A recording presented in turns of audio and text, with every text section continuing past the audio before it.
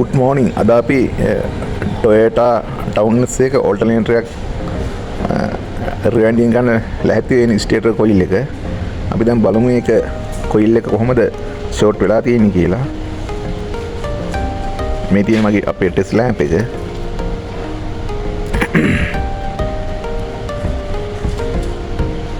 මේ කොයිල් එක body ground නම් මේකේ පෙන්වන්නේ නැහැ. කොයිල් එක බොඩි ග්‍රවුන්ඩ් එකක් නැහැ. ඒ වුණාට කොයිල් අතර ෂෝට් එක පෙන්නනවා.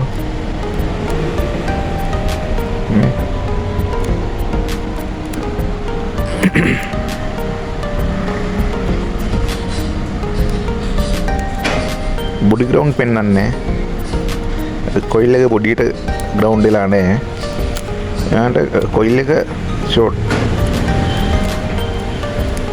මේක නැවත රිවයින්ඩ් කරන්න ඕන. අපි බලමු මේක රිවයින්ඩින් කරලා කොහොමද මේකේ තත්ත්වය කියලා.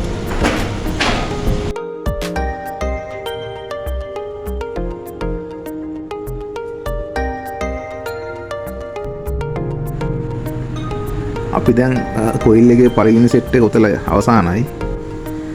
මේ බලන්න.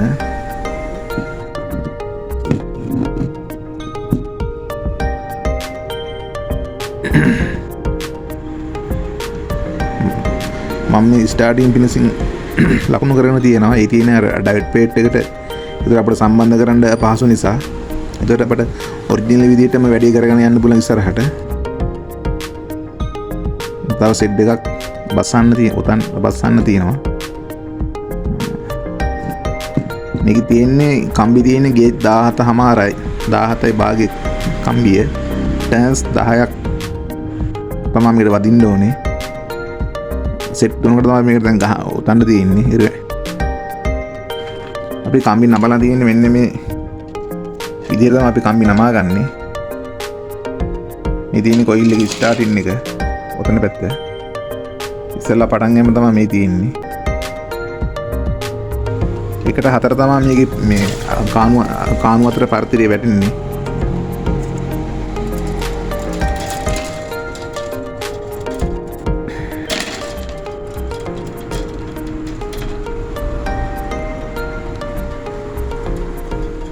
මම නම් ඉතින් මේක රාත්‍රී කාලේ තමයි කරන්නේ මේ වැඩේ කරගෙන යන්නේ. ඒක මට පහසුයි.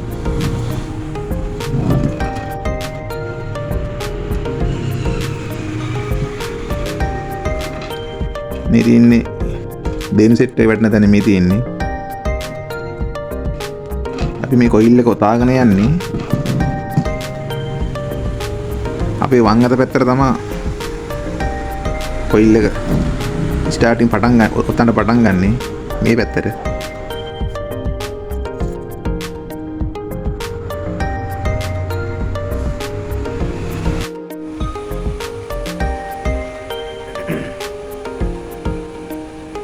අපි දැන් ඕල්ටර්නේටර් කොයිල් එක ඔතලා ඉවරයි ස්ටේට් එක. බලන්න හොඳටම වැඩි කරලා තියෙනවා.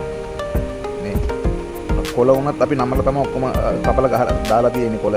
වෙන අයගේ කොළ නිකන් බස්සලා නැහැ. කොළ හොඳට කොලේ නම්මලා දාලා තියෙන්නේ.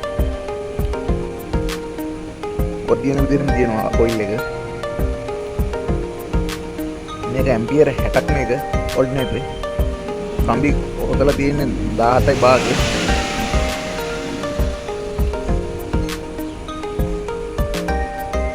මොන කොයිල් එකේ වැඩි හොඳටම කරලා තියෙනවා.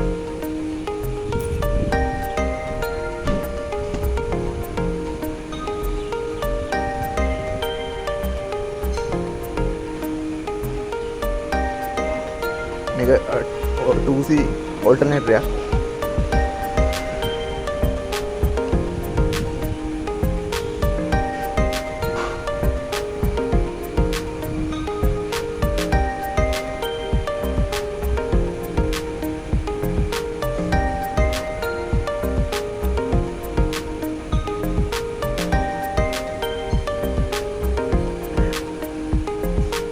මේ තියෙන නිව්ට්‍රල් තුන මේ තියෙන්නේ.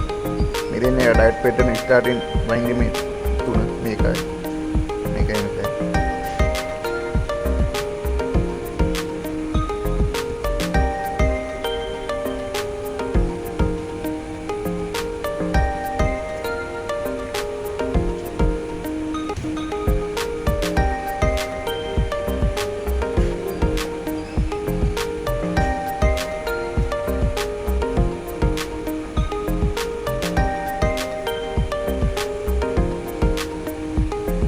ඔයාලගේ ස්ටේටස් එකේ රිවයින්ඩින් කරනවා නම් කෝල් එකක් දෙන්න අපිට. අපි වැඩි කරලා දෙන්න. සුපිරිය තමයි අපි වැඩි කරලා දෙනවා අපි.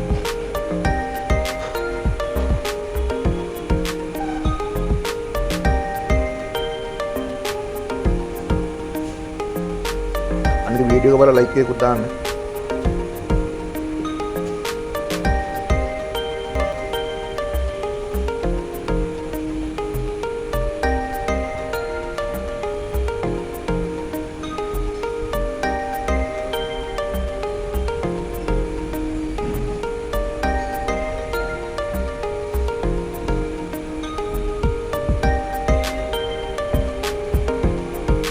එහෙනම් ඔක්කොටම සුබ දවසක්.